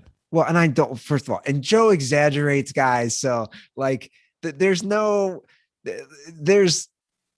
if my buddy comes in town and he's rooting for the Niners, I'm not going to be in Niners gear. That was me joking. I don't really care. Yeah, I'm neutral for sure. I don't really care. I won't be in Bengals gear. I'll tell you that much. Right. I mean, but you are a Seahawks Rams fan. So it's like, I'm not a Seahawks Rams fan. I'm a diehard Russell Wilson fan. You're a diehard Aaron Rodgers fan, I'd say. Well, now I'm a diehard Jordan Love fan. Let's fucking go. The Jordan Love train. I'm not a diehard Seahawks fan, and I'm not a diehard Bucks fan. I love Tom Brady. I love Josh Allen now. If I want to see the guy do well, am I suddenly a Bills fan? I don't know. Are you suddenly a Bills fan? I don't know how this works. I like watching Derrick Henry run. Doesn't mean I'm a Titans fan. Which is funny because in that game, I found myself rooting for the Titans, but it doesn't mean I'm a Titans fan. I was just like, oh, I want to see kind of a good game and an upset. I mean, you have brainwashed these dirtballs that I like all these teams. The Chargers decision was more of a financial decision or a testing of selling tickets. I mean, it's hard to figure out. Like, honestly, it's hard to figure out. Like, I'm pretty unbiased though. But I feel like besides the Reds, like I don't think anybody questioned it. It's like, if you could have your way, who do you want to win the Super Bowl every year? Like, if I could have my way, I want the Giants to win the Super Bowl every year. I've said this on the show. I started going to Rams games, and I've been to more Rams games than any team in the last 5 years. And you were rooting for them to lose to the Seahawks in the playoffs last year. Who said that? Who said that? I said that. You're just making assumptions. I root for the Rams every week. I root for the Chargers every week. I root for a lot of different teams. It's very LA of you for a guy who lives in Cincinnati. Hey man, I'm trying to be just unbiased here with the podcast. I root for these teams. Now when Russell Wilson plays the Rams, it's tough. It's like rooting between your two kids. It's like when Peyton had to play Eli. Who are the parents rooting for? Anyway, speaking of Peyton and Eli, this is a Peyton and Eli call. Yeah, let's go. What's up, guys? OG Dirtball, Condoms Are For Dirtball Matt here. Wanted to make a quick comment on the Manning cast this past week. I was hoping you guys could discuss this. Prano's always talking shit on Brady for, cheating and deflating balls and this and that. And yes, of course, there are some cheating scandals with the Patriots. But I think that the Deflategate one really is kind of bullshit. And the fact that Peyton Manning was on national TV talking about how he was coming all over the balls practically so he could throw them. FYI, real quick, this is from last week's. Okay. When they were talking about, did you see that part when Peyton was talking about what they would do to balls? Okay. Okay. I just want to verify. It wasn't on the Giants Chiefs game. It was the week before. Right. Come game day. I just thought that was ironic, interesting, whatever you want to put at it, but just kind of bullshit that Brady gets fucked over for deflating some balls slightly, but everybody's doing different shit to the balls. So just a quick point. Also, I thought he was awesome on the Manning cast. Looking forward to the show. Stay dirty. So if anybody who didn't see that, and I watched, I'm watching all these games, Peyton and Eli, especially Peyton, was talking about like the stuff they would do to buffer balls up, to kind of doctor them up, break them in. And he went into some detail about it. I mean, I feel like I've been highly straightforward on the show that the entire issue is that the Patriots never stopped cheating, and that the biggest issue with Deflategate was, this is like your fourth cheating scandal, and you guys are acting as if you're being fucking mistreated for having people question your integrity and your sportsmanship. It's like, yeah, every baseball team has a guy who gets to second base and they fucking, try to relay signs to the batter if the pitcher is not doing it. Now, if Jose Altuve gets to second base and is fucking waving hand signals, you're going to be like, these guys again with this shit? It's like, the problem is it's the Patriots and it's Tom Brady. And also, the other thing is, it's Patriots fans. Everybody fucking cheats. And Tom Brady, I'm going to take it to the Supreme Court. It's like, hey, just fucking admit you did it. The problem is the Patriots team doesn't have the same attitude as the Patriots fans, which is everybody cheats. The Patriots team is like, no, we don't cheat. And it's like, what are you talking about? You just had a guy. Tom Brady did destroy his phone, which is my favorite part. Yeah. Look, I mean, everybody does do things. I definitely thought Deflategate was overblown. They also beat the Colts by 30 points that game. Like, that was a blow. Like, that was one of those games, like, I don't care what he does with the balls. And everybody takes liberties. I think we agree, like in all sports to get a competitor's edge. I think that's a fair assessment. Then the Patriots also film your practices and send guys in with fake placards to your sideline during games. I was going to say the Patriots have been caught a lot. The Patriots seem to do more. That's also true. They're both true. 310-359-8365. That's the hotline. So drop a call. I mean, the other thing with the I'm just going to reiterate, because this guy is like, it's a history. It's like, if tomorrow, let's just pick a random person. If tomorrow, Josh Allen has to miss a game because he smoked weed, we'd be like, oh, Josh Allen smokes weed. Crazy. If fucking, what's his name, who's been fucking dinged 25 times for weed at this point, does it, you're like, bro, what are you doing? Yeah. Like, I would be shocked to find out that, Eli Manning gets accused of sexual assault. I'd fall out of my chair. I'd be like, this person is lying. Ben Roethlisberger gets accused of it. I'm going to be like, yeah, dude. Like, what? I mean, why would he stop? He's not being punished for it.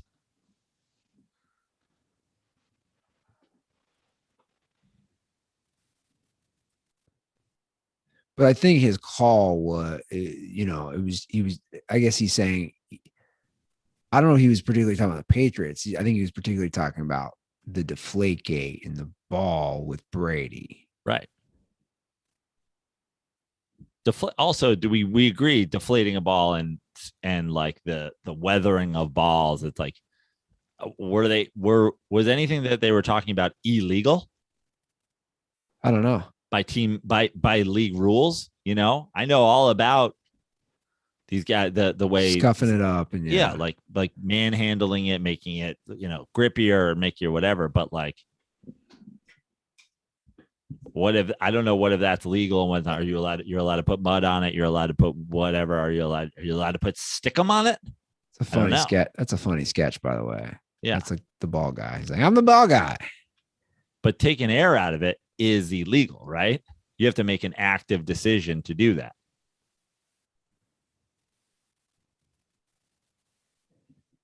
Yeah, I mean, I don't know. Tom Brady's a goddamn cheater. What are we still talking about here? We already know. 310-359-8365. That's the show. Follow us on the Twitter and the Instagram at The Dirty Sports. Drop a review on Apple and leave those Twitter, Instagram handles that you have, and you get 2 free koozies. Joe is live. Go see him. Come see me this weekend at the Dead Crow in Wilmington, North Carolina. Come see me Tuesday, Wednesday at the Off the Hook Comedy Club in Naples, Florida. And come to see me next weekend, Thursday, Friday, Saturday at the Key West Comedy Club, or Comedy Key West, or Comedy Club Key West. One of them. It's the only comedy club on Key West. All the shows are with Eddie Ift. Honestly, I love Eddie. It's Comedy Key West. I'm looking at your schedule right now. I love Eddie. It's great working with him. He's so fun. He's working on putting together a new special. I think he's shooting in January in Irvine. So it's just really fun. I love traveling with Eddie. He's a great guy. He's a great comic. We have a lot of fun. And it's the best, opening for guys that you don't like is one thing, but when the guy you like is headlining, then the feature spot is the best thing ever, because I don't have to, it's Eddie's problem who's filling the room and all that. I just get to go out there and have fun for 20, 25, 30 minutes or whatever. So come join me. It's like when I travel with Andy, like Eddie can drive, Eddie can do all the thing. I'm just gonna have a few drinks, do 20 minutes of comedy, and hang out with some dirtballs. So come and have a couple Miller Lights and watch some comedy. Yeah. And, you're going to some nice places, some nice warm weather places. That's always comedy and warm weather. Can't be it. All right. That's our show, guys. Thanks for tuning in. Have a great start to your weekend. I don't know where we at. It's Thursday, I guess. Whatever. I'm lost. All right, Dirtballs. Much love to everybody. And as always, stay dirty.